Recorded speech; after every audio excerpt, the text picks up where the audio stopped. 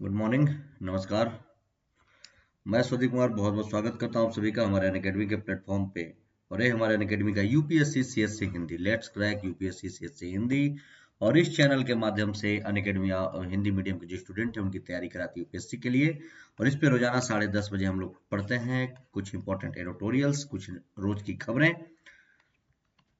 और आप लोगों को पता है कि अनअकैडमी इंडिया का लार्जेस्ट लर्निंग प्लेटफॉर्म है। इसका सब्सक्रिप्शन लेकर के घर बैठे आप ऑनलाइन तरीके से अपनी तैयारियों को आगे बढ़ा सकते हैं। आप इससे जुड़ेंगे तो आपको डेली लाइव क्लासेज,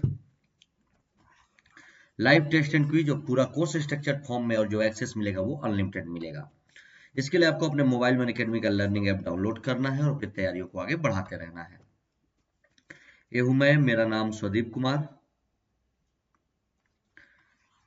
मेरे बारे में ये है मेरे टेलीग्राम चैनल का लिंक, ये है अनअकैडमी का प्रोफाइल लिंक। इन दोनों लिंक को आप लोग फॉलो कर लेंगे। 100 से भी ज्यादा टॉप एडुकेटर्स मिलेंगे आपको अनअकैडमी पे, जो आपको यूपीएससी की तैयारी पे हर कदम पे मदद करेंगे। और ये है आने वाले कोर्सेज जो अनअकैडमी पे शुरू होने वाले हैं। और ये है सब्सक्रिप्शन प्लान। दो तरीके का प्लान है, एक प्लस और एक आइकॉनिक। ये जीएस के कोर्स का प्लान है, जीएस का कंप्लीट फाउंडेशन बैच है ये। और फाउंडेशन बैच में आपको daily live classes, test series, unlimited practice और पूरा स्ट्रक्चर शेड्यूल मिलेगा। और फाउंडेशन बैच आपका 1 साल का, 2 साल का और 3 साल का मिलेगा। जो 1 साल का फाउंडेशन बैच है उनके लिए है जिनको 2022 में एग्जाम देना है। फीस है 49,500 रुपए। कोड है ये स्वदीप। अगर आप एडमिशन लेंगे तो आपको उस समय एडमिशन, जब भी आप सब्सक्रिप्शन लेंगे तो आपसे एक रिफरल कोड मांगेगा। अगर वहां पे आप इस कोड को डाल देंगे, फिलअप कर देंगे HWADEEP, तो आपको फीस में 10% का डिस्काउंट में मिल जाएगा। और फीस हो जाएगी आपकी 1 साल की 44,550 रुपए। 2 साल का जो फाउंडेशन लेता है उनके लिए है जो लोग 2023 में यूपीएससी का एग्जाम देंगे। फीस है 72,000। कोड का इस्तेमाल करेंगे इस पे भी 10% डिस्काउंट। फीस हो जाएगी आपकी 64,800 रुपए। कोड है स्वदीप। और जो लोग 3 साल के लिए लेते हैं उनके लिए है जो लोग अभी 12th में हैं, अभी से यूपीएससी का प्लान किए हैं या अभी अभी 12th पास आउट हुए हैं और उनको अभी से यूपीएससी के लिए करना है, तो उनके लिए है 90,000 रुपए। इस पे भी कोड का इस्तेमाल करेंगे, कोड है स्वदीप, तो 10% डिस्काउंट। फीस हो जाएगा 81,000 रुपए। दूसरा है आइकॉनिक। आइकॉनिक भी बिल्कुल जीएस का ही फाउंडेशन कोर्स है। इसमें भी ये पूरा रेगुलर कोर्स प्लस कोर्स वाला मिलेगा। कुछ एडिशनल फीचर्स इसमें होंगे, जैसे एक आपको पर्सनल कोच मिलेंगे जो पर्सनली आपकी तैयारी पर ध्यान देंगे। अगर आपको पर्सनल कोच चाहिए तो आपको आइकॉनिक का फीचर ले लेना पड़ेगा। वो आपको daily mains question answer writing में प्रैक्टिस कराएंगे, पूरे स्टडी प्लान पर ध्यान देंगे और पर्सनली फीडबैक भी मिलेगा। इसका भी 1 साल, 2 साल और 3 साल का है फाउंडेशन। 1 साल का है 12 महीने की फीस 69,500 रुपए। कोड का इस्तेमाल करेंगे तो इस पे भी आपको डिस्काउंट मिलेगा। और कोड है Swadeep, HWADEEP। 10% discount. After discount आपकी फीस हो जाएगी 62,550 रुपए। जो लोग 2 साल के लिए लेंगे 1,07,000। कोड के इस्तेमाल के बाद 10% डिस्काउंट 96,300। जो लोग 3 साल के लिए लेंगे 1,41,000। कोड के इस्तेमाल के बाद 10% डिस्काउंट 1,26,900। तो ये सारा प्लान, ये सारी चीजें, वो तो हो गया जीएस। अब आएंगे यहाँ पे ऑप्शनल पे। तो ये है ऑप्शनल का सब्सक्रिप्शन। ऑप्शनल आपका यहाँ पे 6 महीने के लिए है, 1 साल के लिए, 2 साल के लिए, 3 साल के लिए। जिसको जिस अनुसार लेना हो ले सकता है। 6 महीने के लिए ऑप्शन लेंगे, फीस है 22,500 रुपए। इस पर भी इस कोड का इस्तेमाल करेंगे तो 10% डिस्काउंट। फीस हो जाएगी 20,250 रुपए। अगर 1 साल के लिए फाउंडेशन लेंगे 27,500। कोड के इस्तेमाल के बाद 10% डिस्काउंट 24,750। 2 साल के लिए लेंगे 40,000 रुपए। कोड के इस्तेमाल के बाद 10% डिस्काउंट 36,000। 3 साल के लिए लेंगे 50,000 रुपए। कोड के इस्तेमाल के बाद 10% डिस्काउंट 45,000 रुपए। तो ये सारा प्लान। और अनअकैडमी 2021, 22 और 23 तीनों के लिए बैच। 2021 के लिए 6 महीने का एक बैच अभी शुरू हुआ है, जो मैंने बताया था। जो लोग प्रीलिम्स दे रहे हैं इस बार 2021 में, उनके लिए 6 महीने का एक बैच है। ये 4 जनवरी से शुरू हो रहा है। ठीक है, कब से? 4 जनवरी से एक बैच शुरू हो रहा है जो आपको बाइलिंगुअल हिंदी इंग्लिश, मतलब ये शुरू हो चुका है 4 जनवरी से। इसको जरूर ज्वाइन करिए। और 2021 का भी फाउंडेशन है, अभी 4 जनवरी से शुरू हो रहा है, इसको भी आप ज्वाइन करेंगे। 2023 का भी फाउंडेशन है, 4 जनवरी से शुरू हो रहा है, आप इसको ज्वाइन करिए, हो चुका है। और इसमें भी कोड वही इस्तेमाल होगा स्वदीप, तो आपको फीस में 10% डिस्काउंट जरूर मिलेगा। और ये है यूपीएससी जीएस का कॉम्बो ऑप्शनल। जैसे आप जीएस और ऑप्शनल अगर कॉम्बो लेते हैं, चाहे वो आप प्लस कोर्स लें या आइकॉनिक लें, उनके बारे में। और यहाँ पे आप देख सकते हैं उनकी फीस भी है।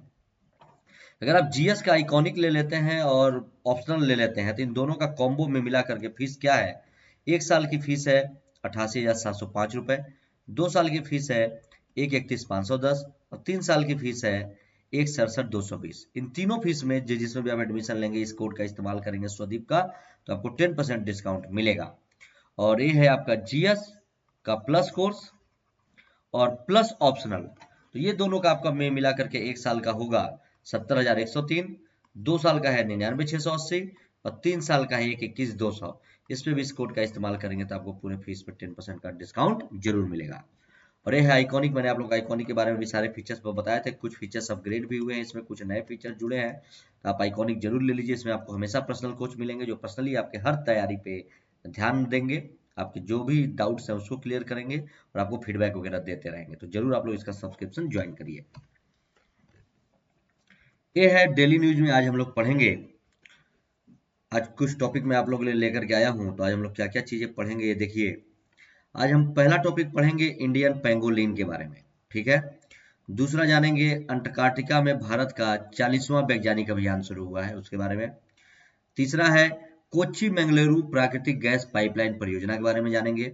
चौथा विश्व ब्रेल दिवस के बारे में। पांचवा तमिल अकादमी के बारे में। छठा है कोविशील्ड और कोवैक्सीन के सीमित उपयोग की मंजूरी है, कोविड-19 की वैक्सीन है, इसके बारे में जानेंगे क्या है। सातवां पशु क्रूरता निवारण अधिनियम 1960 के बारे में पढ़ेंगे, क्यों चर्चा में है। आठवां बर्ड फ्लू, अभी ये चर्चा में है क्यों, ये भी देखेंगे। नौवां सनफ्लावर सी स्टार और 10वां अफगान शरणार्थी, इनके बारे में आज हम लोग पढ़ेंगे। इसमें कुछ डेली न्यूज है, कुछ एडिटोरियल्स हैं, हम लोग एक एक करके पढ़ते हुए चलते हैं क्या क्या चीजें इंपॉर्टेंट हैं।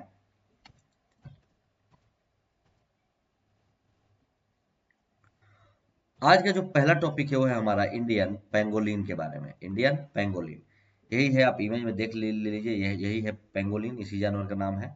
और इंडियन पेंगोलिन क्यों चर्चा में है, ध्यान से हम लोग देखते हुए चलेंगे एक एक पॉइंट क्या कह रहा है। देखिए, हाल ही में उड़ीसा वन विभाग ने, कहाँ की बात हो रही है, उड़ीसा की बात हो रही है, ने पेंगोलिन के अवैध शिकार और व्यापार की जांच के लिए सोशल मीडिया प्लेटफार्मों की सख्त निगरानी की आवश्यकता पर बल दिया है।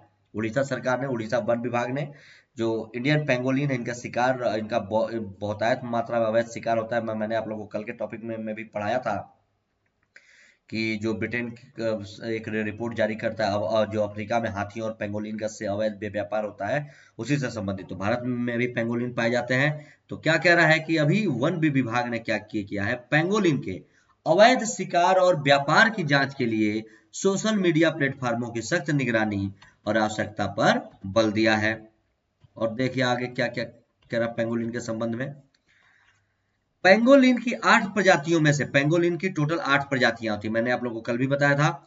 8 प्रजातियों में से इंडियन पेंगोलिन और चीनी पेंगोलिन भारत में पाए जाते हैं। चीनी पेंगोलिन चाइना में भी पाया जाता है, लेकिन भारत में भी, क्योंकि भारत चाइना का बॉर्डर सटा हुआ है। और इंडियन पेंगोलिन का एक बड़ा चींटीखोर एंट ईटर है, एक बड़ा चींटीखोर एंट ईटर है, ये चींटियां खाता है, और जिसकी पीठ पर सल्कनुमा संरचना की 11 से 13 तक पंक्तियां होती हैं, आपने पीछे इमेज में देखा वही। और इंडियन पेंगोलिन की पूंछ के निचले हिस्से में एक टर्मिनल स्केल मौजूद होता है जो चीनी पेंगोलिन में नहीं मिलता है। भारतीय में क्या होता है, जो इंडियन पेंगोलिन है उसमें टर्मिनल स्केल में मिलता है नीचे, जो चीनी पेंगोलिन में नहीं मिलता। तो ध्यान से इनके बारे में देखते चलिए क्या क्या इंपॉर्टेंट है। ये आहार क्या खाते हैं ये देखिए। कीटभक्षी पेंगोलिन निशाचर होते हैं और इनका आहार मुख्य रूप से चींटियां और दीमक होते हैं। निशाचर यानी ये रात्रि में अपने शिकार के लिए ये निकलते हैं रात में, और ये कीटभक्षी होते हैं और इनका मुख्य आहार चींटी और दीमक होते हैं, जिन्हें वे अपनी लंबी जीभ का उपयोग करके पकड़ लेते हैं। ठीक, आवास ये रहते कहाँ है। इंडियन पेंगोलिन व्यापक रूप से शुष्क क्षेत्रों, उच्च हिमालय एवं पूर्वोत्तर के क्षेत्र और शेष भारत में पाया जाता है। और यह प्रजाति बांग्लादेश, पाकिस्तान, नेपाल और श्रीलंका में भी पाई जाती है, ध्यान में रखेंगे।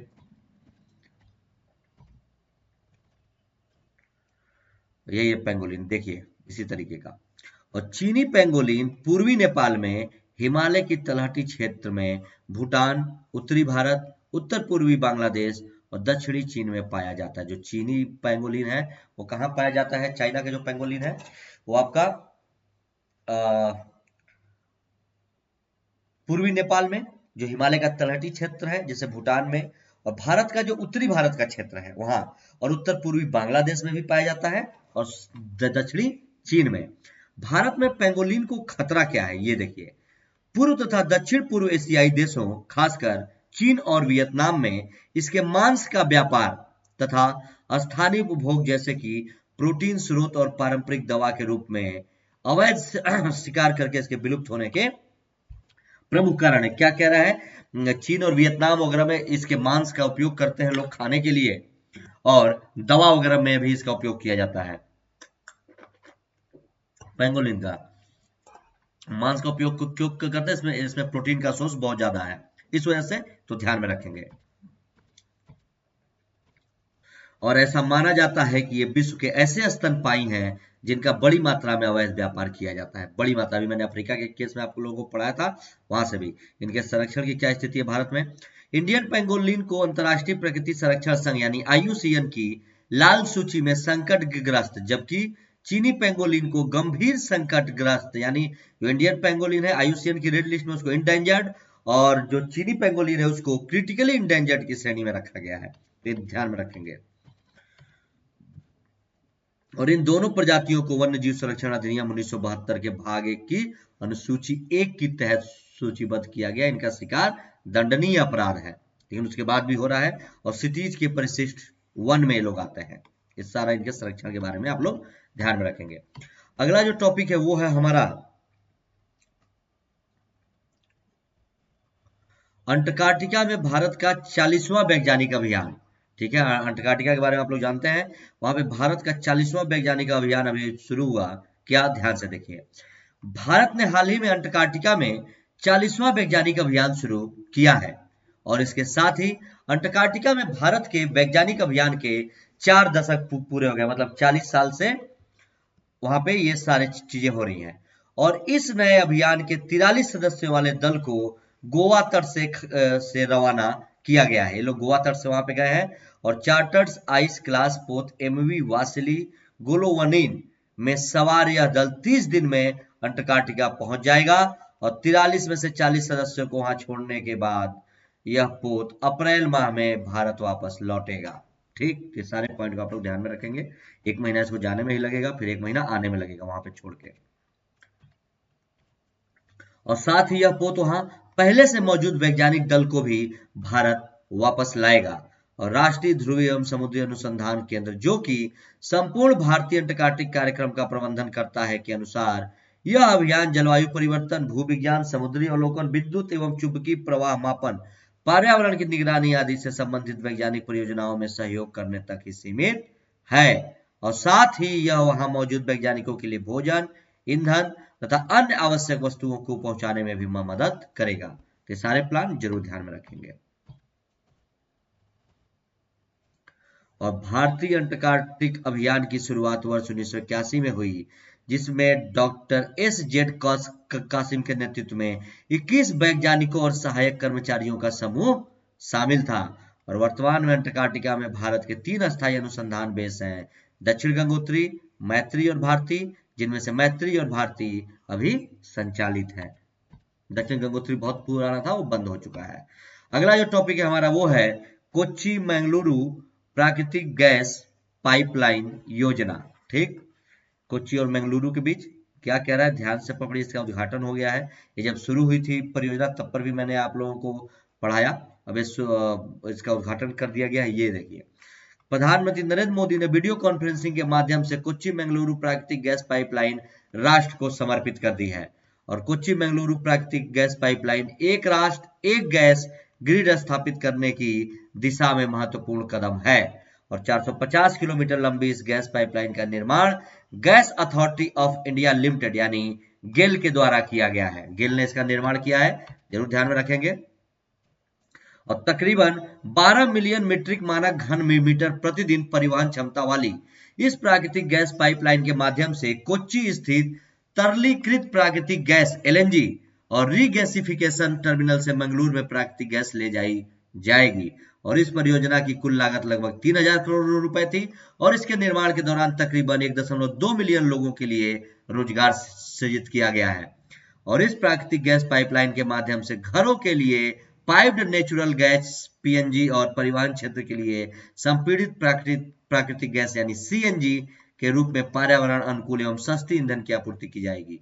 और साथ ही वाणिज्यिक और औद्योगिक इकाइयों को भी प्राकृतिक गैस की आपूर्ति करेगा और इस तरह स्वच्छ ईंधन के उपयोग से वायु प्रदूषण को कम कर वायु गुणवत्ता में सुधार मिलेगी। तो जो घर पे यूज होता है वो आपको पीएनजी अब इसके द्वारा दिया जाएगा और गाड़ी में तो खैर सीएनजी होता ही है, तो ध्यान में रखेंगे। अगला जो टॉपिक है हमारा वो है विश्व ब्रेल दिवस के बारे में हम लोग पढ़ेंगे। विश्व ब्रेल दिवस क्या है? 4 जनवरी को मनाया जाता है प्रत्येक वर्ष।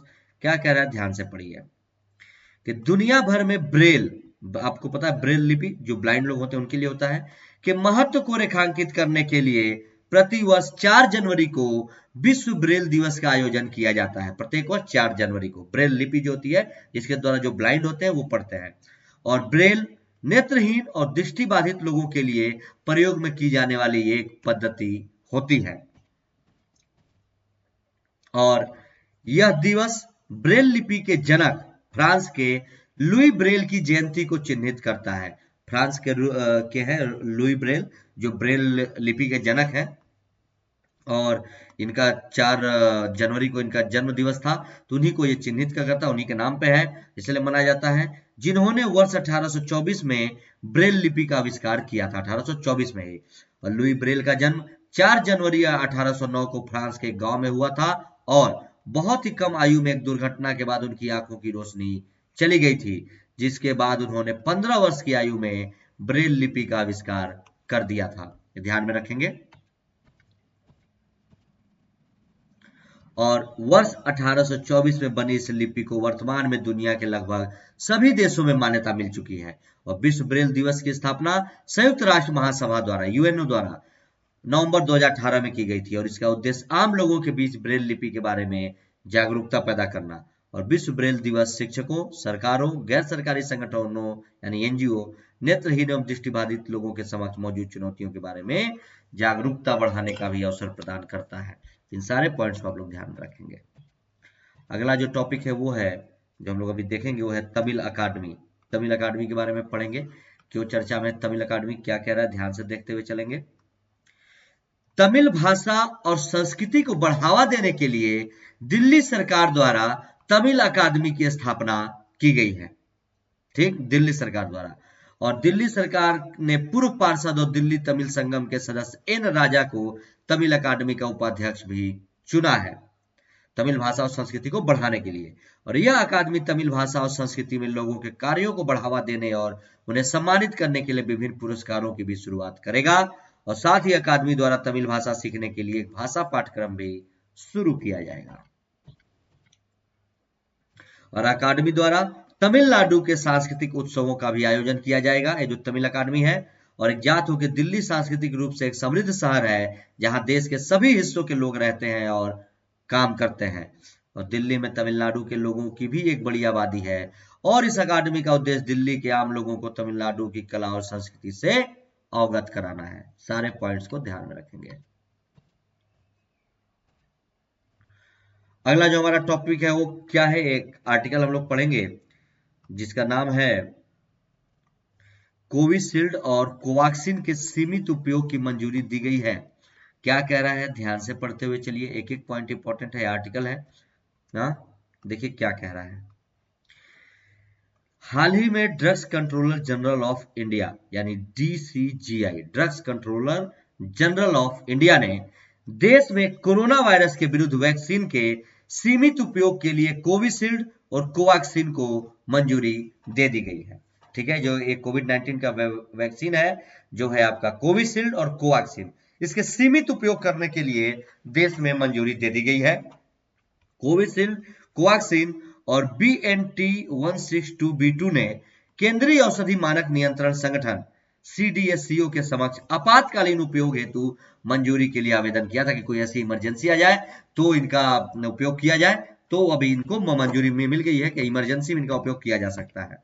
आगे देखिए, वैक्सीन मंजूरी का अर्थ क्या होता है। क्या अर्थ होता है वैक्सीन मंजूरी का। आपातकालीन स्थिति में दोनों टीकों के सीमित उपयोग की मंजूरी मिली है, बहुत इमरजेंसी है तब। इसका अर्थ है कि कंपनियों द्वारा नैदानिक परीक्षण पूरा नहीं किए जाने के बावजूद टीकों के इस्तेमाल को मंजूरी दी गई। नैदानिक परीक्षण यानी इन टीकों का भी तीसरे चरण का फाइनल रिजल्ट अभी नहीं आया है, फाइनल परीक्षण नहीं हुआ है, उसके बावजूद भी हालांकि मंजूरी पाने वाली कंपनियों के लिए परीक्षणों के दौरान सुरक्षा, प्रभावकारिता, प्रतिरक्षा जनकता से संबंधित डेटा को नियमित रूप से प्रस्तुत करना अनिवार्य है। और क्या कह रहा है कि किसी टीके की प्रतिरक्षा जनकता का आशय उसकी प्रतिरक्षा अनुक्रिया शुरू करने की प्रक्रिया से ही है, और टीके की प्रभावकारिता से आशय कोरोना वायरस संक्रमण के मामलों को कम करने की उसकी क्षमता से है। और आपातकालीन जो मंजूरी है, इस मंजूरी का क्या कारण है कि महामारी की मौजूदा स्थिति को देखते हुए सरकार ने जल्द से जल्द उपयोग के लिए टीका चाहती थी ताकि संक्रमण के बढ़ते मामलों पर काबू पाया जा सके, इसलिए आपातकालीन स्थिति में इसकी मंजूरी दी गई है। और क्या कह रहा है, एक और बढ़ती चिंता ब्रिटेन जैसे देशों में SARS-CoV-2 वायरस का उत्परिवर्तन है, जो कि अब भारत समेत विश्व के अन्य हिस्सों में भी फैलने लगा है। ये नया और कोविशील्ड या और जो कोविशील्ड क्या है इसके बारे में पढ़िए। कोविशील्ड या ऑक्सफोर्ड एस्ट्राजेनेका द्वारा विकसित कोरोना वायरस वैक्सीन को दिया गया नाम है, जिसे तकनीकी रूप से AZD121222 या CHADOX1NCOV-19 कहा जाता है। ठीक है, ध्यान में रखेंगे। इसके विकास के बारे में पढ़िए। इसका विकास किसने किया। या स्वीडिश और ब्रिटिश दवा निर्माता कंपनी एस्ट्राजेनेका के सहयोग से ऑक्सफोर्ड विश्वविद्यालय द्वारा विकसित टीके का एक संस्करण है, और serum institute of India Bharat में इस टीके का के भी निर्माण का भागीदार है। कहाँ है serum institute of India? Pune में। और कार्यप्रणाली क्या है, यह एक सामान्य कोल्ड वायरस या एडेनो वायरस के कमजोर संस्करण पर आधारित है, जो चिंपैंजी में पाया जाता है। और इस वायरल वेक्टर में वायरस की बाहरी सतह पर मौजूद SARS-CoV-2 स्पाइक प्रोटीन का आनुवांशिक पदार्थ शामिल होता है, जो इसे मानव कोशिका के साथ आबद्ध करने में सहायता करता है। और शरीर की प्रतिरक्षा प्रणाली इस प्रोटीन को एक खतरे के रूप में पहचानती है और इसके विरुद्ध एंटीबॉडी का भी निर्माण करती है। इसका महत्व क्या है, ऑक्सफोर्ड एस्ट्राजेनेका की कोविशील्ड वैक्सीन ने कोरोना वायरस के विरुद्ध प्रतिरक्षा अनुक्रिया शुरू करने में कामयाबी हासिल की थी, और इसे संक्रमण के विरुद्ध सबसे अग्रणी टीकों में से एक माना जाता था। और कोवैक्सीन के बारे में पढ़िए कि यह भारत की एकमात्र स्वदेशी कोरोना वैक्सीन है। इसका विकास भारत बायोटेक कंपनी द्वारा इस वैक्सीन को भारतीय चिकित्सा अनुसंधान परिषद ICAMR तथा राष्ट्रीय विषाणु विज्ञान NIV के सहयोग से विकसित किया गया है। कोवैक्सीन भारत का है। इसकी कार्य पद्धति क्या की है, एक निष्क्रिय टीका है जिसे रोग पैदा होने वाले जीवित सूक्ष्म जीवों को निष्क्रिय करके विकसित किया गया है। ठीक है, और इस टीके को विकसित करने के दौरान रोगजनक अथवा सूक्ष्म जीवों की स्वयं की प्रतिकृति बनाने की क्षमता को समाप्त कर दिया जाता है, हालांकि उसे जीवित रखा जाता है ताकि प्रतिरक्षा प्रणाली उसकी पहचान कर सके और उसके विरुद्ध प्रतिरक्षा अनुक्रिया भी उत्पन्न कर सके। इसका उद्देश्य न्यूक्लियोकैप्सिड प्रोटीन यानी वायरस के अनुवांशिक पदार्थ के आवरण के विरुद्ध प्रतिरक्षा अनुक्रिया विकसित करना है। तो इन सारे पॉइंट्स को आप लोग ध्यान में रखेंगे। इसका महत्व क्या है कोवैक्सीन का, तो भारत बायोटेक द्वारा विकसित कोवैक्सीन के ब्रिटेन में उत्परिवर्तित वायरस समेत कई अन्य नए प्रकारों के विरुद्ध प्रभावी होने की संभावना है, क्योंकि इसमें स्पाइक प्रोटीन के अलावा अन्य जीनों के इम्यूनोजेन्स भी शामिल हैं। और इम्यूनोजेन एक उत्प्रेरक है जो तरल प्रतिरक्षा तथा कोशिका माध्यित प्रतिरक्षा अनुक्रिया उत्पन्न करता है। सारे पॉइंट्स को आप लोग ध्यान में रखेंगे। और कोवैक्सीन को मिली मंजूरी यह सुनिश्चित करती है कि भारत के पास एक अतिरिक्त वैक्सीन सुरक्षा मौजूद है, जो विशेष रूप से महामारी की गतिशील स्थिति में संभावित उत्परिवर्ती उपभेदों के विरुद्ध हमेशा जारी रहेगी। इन सारी चीज को आप लोग ध्यान में रखेंगे, क्या क्या चीजें इंपॉर्टेंट है। ठीक है, चलिए एक सेकंड।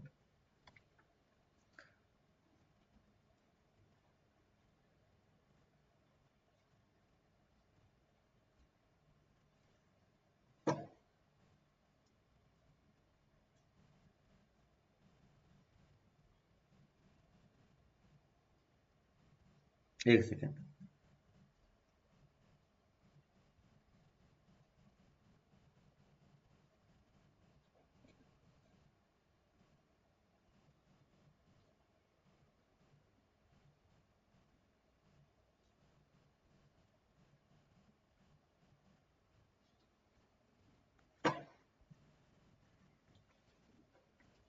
अगला आर्टिकल क्या है?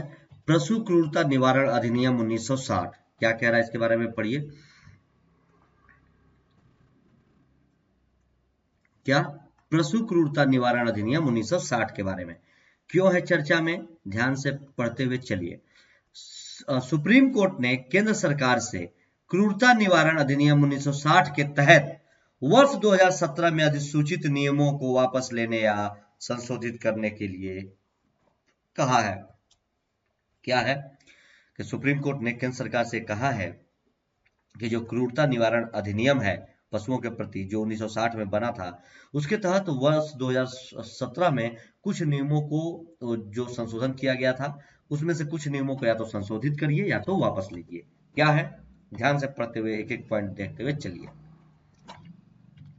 वर्ष 2017 के नियम क्या है इसके लिए कि पशुओं के प्रति क्रूरता की रोकथाम यानी संपत्ति व जानवरों की देखभाल और रख रखाव नियम 2017 को पशु क्रूरता निवारक अधिनियम 1960 के तहत स्थापित किया गया है और अधिनियम के तहत ये नियम न्यायाधीश को मुकदमे का सामना कर रहे किसी व्यक्ति के मवेशियों को जब्त करने की अनुमति देते हैं।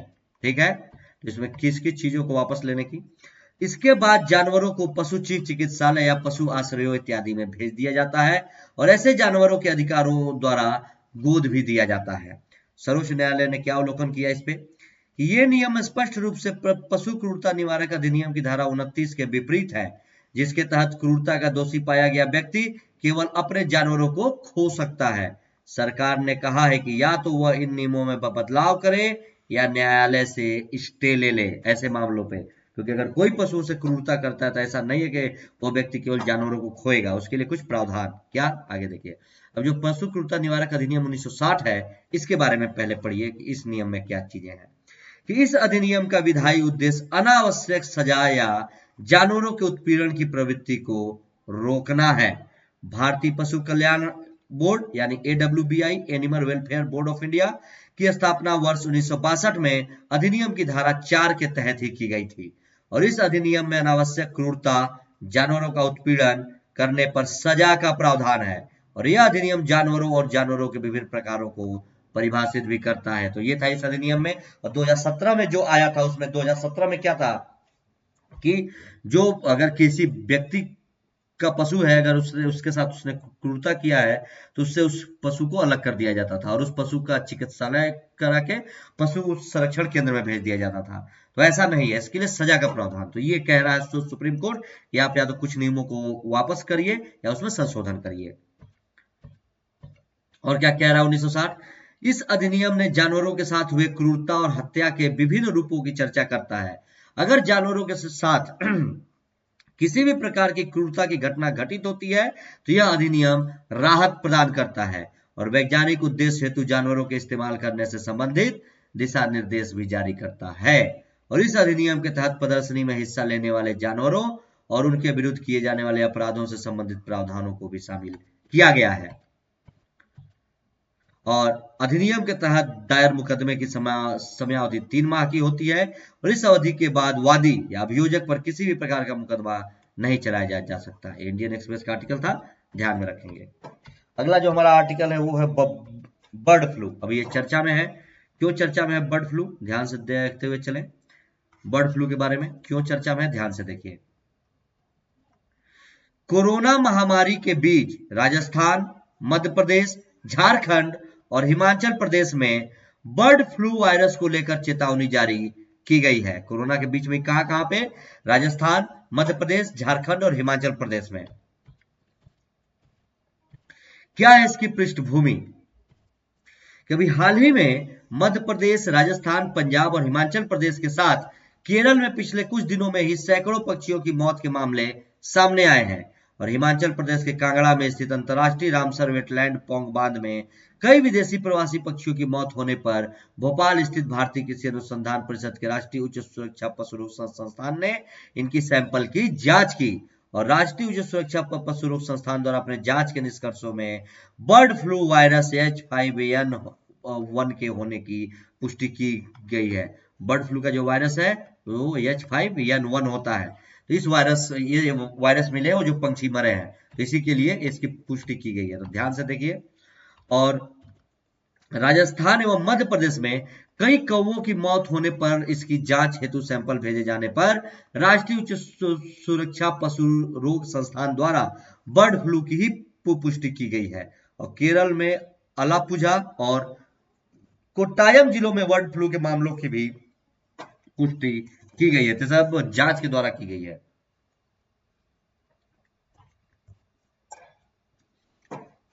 और इसके साथ ही गुजरात के जूनागढ़ में बत्तख, टिटहरी, बगुला समेत 53 पंछियों की मौत में भी बर्ड फ्लू की आशंका व्यक्त की गई है। क्या है बर्ड फ्लू? आप लोग जानते भी होंगे, फिर भी पढ़ लीजिए। एवियन इन्फ्लुएंजा को बर्ड फ्लू के नाम से भी जाना जाता है।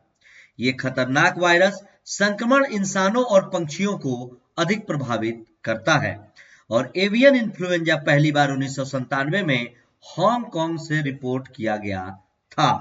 और यह वायरस खाद्य के रूप में उपयोग किए जाने वाले पंछियों, जिन पंछियों को खाया जाता है, जैसे मुर्गी, टर्की, बटेर, गिनी फाउल आदि सहित पालतू और जंगली पंछियों की कई प्रजातियों को भी प्रभावित करता है।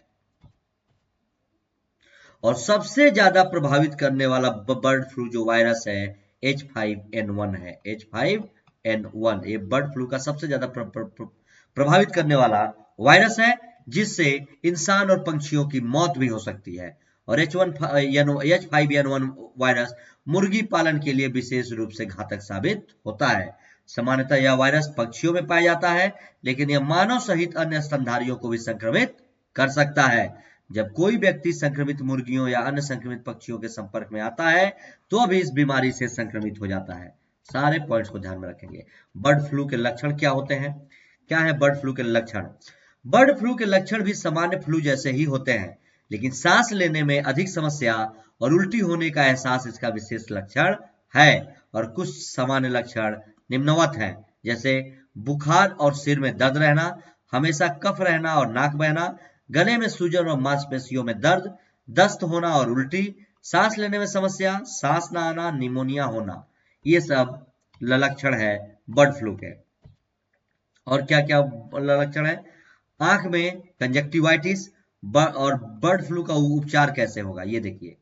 संक्रमित पक्षियों, विशेषकर संक्रमण के मारे पक्षियों से दूरी बनाकर रहना चाहिए।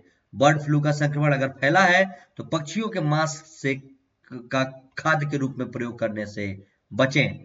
बर्ड फ्लू के इलाज के लिए एंटीवायरल दवा ओसेल्टामिविर, टैमीफ्लू और जानामेविर का प्रयोग किया जाता है। तो ये सारे दवा है, ध्यान में रखेंगे।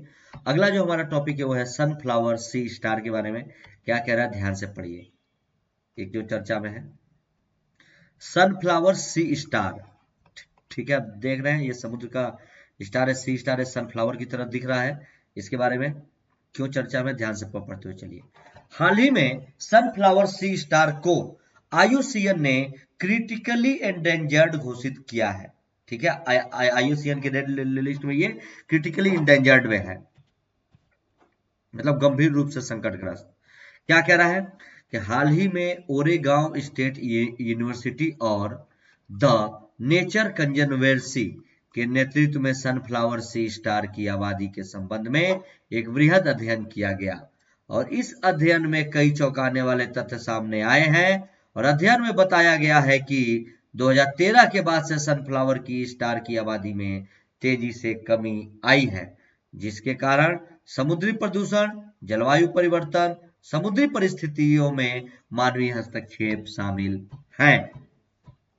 इसकी पृष्ठभूमि क्या है कि वैज्ञानिकों ने अपने अध्ययन में पाया कि सनफ्लावर सी स्टार की ज्यादातर आबादी नष्ट हो चुकी है और वर्तमान में सनफ्लावर सी स्टार मैक्सिको के साथ साथ अमेरिकी तटों से भी नदारद है और 2016 के बाद से मैक्सिको और 2018 के बाद से कैलिफोर्निया में कोई भी सनफ्लावर सी स्टार नहीं देखा गया है। इसीलिए IUCN की रेड लिस्ट में इसको क्रिटिकली इंडेंजर्ड की सूची में शामिल किया गया, जबकि ओरेगन और वाशिंगटन में मुट्ठी भरी सनफ्लावर सी स्टार बचे हैं।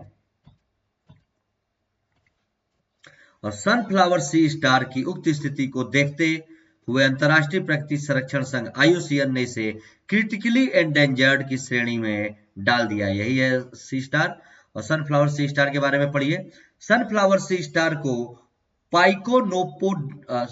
पाइकोनोपोडिया हेलियंथोइडस के नाम से भी जाना जाता है और यह पूर्वोत्तर प्रशांत महासागर में पाया जाने वाला एक बड़ा समुद्री तारा है।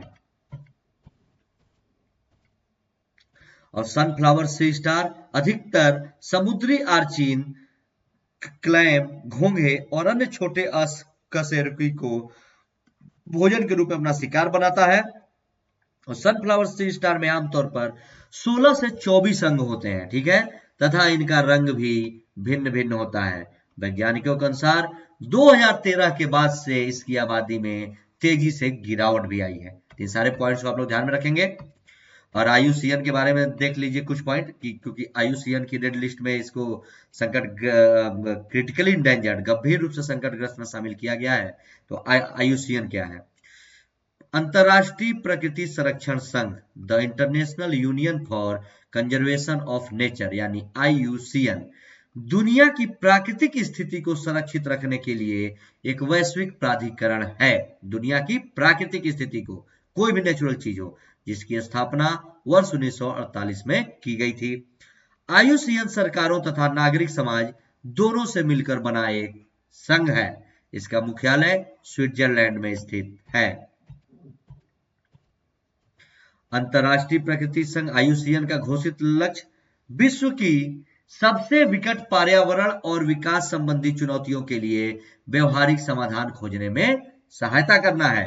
और अंतर्राष्ट्रीय प्रकृति संरक्षण संघ IUCN विश्व के विभिन्न संरक्षण संगठनों के नेटवर्क से प्राप्त जानकारी के आधार पर लाल सूची, रेड लिस्ट प्रकाशित करता है, जो विश्व में सबसे अधिक संकटग्रस्त प्रजातियों को दर्शाती है। और उल्लेखनीय है कि प्रसिद्ध वर्ल्ड हेरिटेज आउटलुक रिपोर्ट प्रत्येक 3 वर्ष में अंतर्राष्ट्रीय प्रकृति संघ द्वारा जारी की जाती है और IUCN द्वारा वर्ष 2014 से यह रिपोर्ट प्रत्येक 3 वर्ष में जारी की जा रही है। अगला जो हमारा टॉपिक है वो है अफगान शरणार्थी। इनके बारे में देखिए, अफगान शरणार्थी क्यों चर्चा में है, क्या कह रहा है, क्या इंपॉर्टेंट पॉइंट है। अफगान शरणार्थी, अफगान रिफ्यूजीज के बारे में पढ़िए, क्यों चर्चा में है। हाल ही में पाकिस्तान ने लगभग 2 लाख अफगान शरणार्थियों की नागरिकता को रद्द कर दिया है। ठीक है, पाकिस्तान ने क्यों किया है, ध्यान से देखिए कि हाल ही में पाकिस्तान की सरकार ने बड़ा फैसला लेते हुए अफगान शरणार्थियों की लिस्ट में अवैध रूप से शामिल लगभग 2 लाख लोगों की नागरिकता को रद्द किया है। और पाकिस्तान सरकार के मुताबिक इन लोगों ने फर्जी तरीके से अपने पहचान पत्र बनवाए थे। और पाकिस्तान के गृह मंत्री के मुताबिक उनकी सरकार के पास लगभग 15 लाख अफगान शरणार्थियों का आंकड़ा है पाकिस्तान के पास। और इन अफगान शरणार्थियों को पाकिस्तान की सरकार ने कानूनी दर्जा दिया हुआ है, किंतु इस समय लगभग 8 लाख ऐसे अफगानी शरणार्थी हैं जो पाकिस्तान में फर्जी तरीके से अपने पहचान पत्र बनवाकर अवैध तरीके से रह रहे हैं। और इन्हीं अवैध अफगानिस्तान शरणार्थियों में से लगभग 2 लाख की नागरिकता को सरकार ने रद्द कर दिया है, पाकिस्तान सरकार ने। और इसके अतिरिक्त पाकिस्तान के गृह मंत्री ने कहा कि पाकिस्तान सरकार देश में अवैध तरीके से रह रहे अफगानिस्तान शरणार्थियों के संबंध में भविष्य में और भी बड़े कदम उठा सकती है। और उल्लेखनीय है कि अफगानिस्तान शरणार्थियों को पहचान पत्र उपलब्ध कराने हेतु हाल ही में ऑनलाइन सिस्टम को अपनाया है, ताकि यहाँ भ्रष्टाचार को कम किया जा सके और भविष्य में इन शरणार्थियों का फर्जी पहचान पत्र न बन सके। ये सारे पॉइंट ध्यान में रखेंगे। ये जो अफगानिस्तान शरणार्थी की समस्या है, इसकी पृष्ठभूमि क्या है, इनकी समस्याओं की ये देखिए। 1990 के दशक के दौरान ही अफगानिस्तान में गृह युद्ध के हालात बन गए थे, जिसके उपरांत वहां तालिबान सत्ता में आ गया था। और पश्चिमी शक्तियों के दखल के बाद 2001 में अफगानिस्तान की तालिबान जो अफगानिस्तान है वो तालिबान की सत्ता से बाहर हो गया, जिसके उपरांत तालिबान ने हिंसा का रास्ता अपना लिया और नाटो और लोकतांत्रिक रूप से चुनी हुई अफगानिस्तान सरकार पर उसने आक्रामक नीति भी अपनाई हुई थी। हालांकि अमेरिका तालिबान से शांति समझौता करके अपने सैनिक अफगानिस्तान से निकालने की कोशिश कर रहा है। कौन होते हैं शरणार्थी, रिफ्यूजीज कौन होते हैं ये देखिए। शरणार्थी वो इंसान होता है, रिफ्यूजीज, जो उत्पीड़न, युद्ध या हिंसा के कारण अपना देश छोड़कर किसी दूसरे देश में रहने के लिए जाता है और डर के नाते वह वापस अपने मुल्क लौटना नहीं चाहता है। इन्हीं को शरणार्थी क्या कहते हैं, रिफ्यूजीज। और किसी देश में मौजूद राजनीतिक, धार्मिक और सांप्रदायिक उत्पीड़न के कारण भी लोग शरणार्थी बनते हैं। सीरिया, अफगानिस्तान, दक्षिणी सूडान, म्यांमार, सोमालिया जैसे देशों में शरणार्थी संकट काफी विकट स्थिति में है। कुछ प्रमुख वैश्विक शरणार्थी संकट हैं जो निम्न हैं: अफगानी शरणार्थी संकट, सीरिया का शरणार्थी संकट, रोहिंग्या शरणार्थी संकट, यमन का शरणार्थी संकट, साउथ सूडान का शरणार्थी संकट। और शरणार्थी संकट के कारण क्या क्या है? संघर्ष, हिंसा, युद्ध, बढ़ती अमीरी गरीबी, आंतरिक अस्थिरता, बाहरी राजनीतिक हस्तक्षेप, प्राकृतिक आपदा, शरणार्थी संकट से उत्पन्न मुद्दे।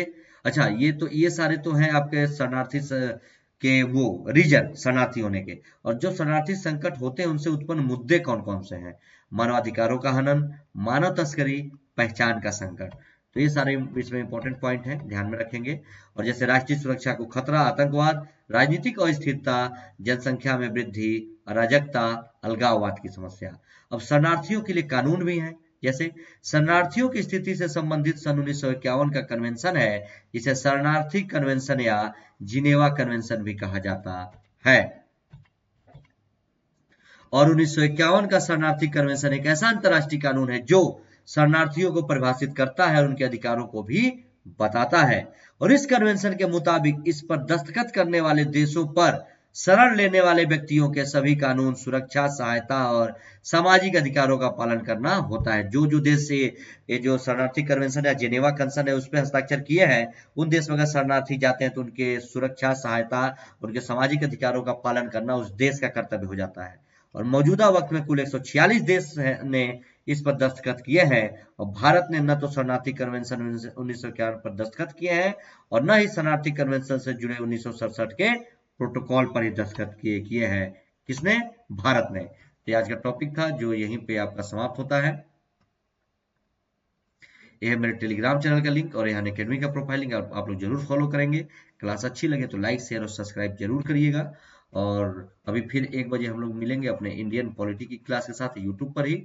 और कल फिर 10:30 बजे सुबह मुलाकात होगी अपने यही करंट की क्लास के साथ। तो चलिए, तब तक के लिए धन्यवाद, नमस्कार।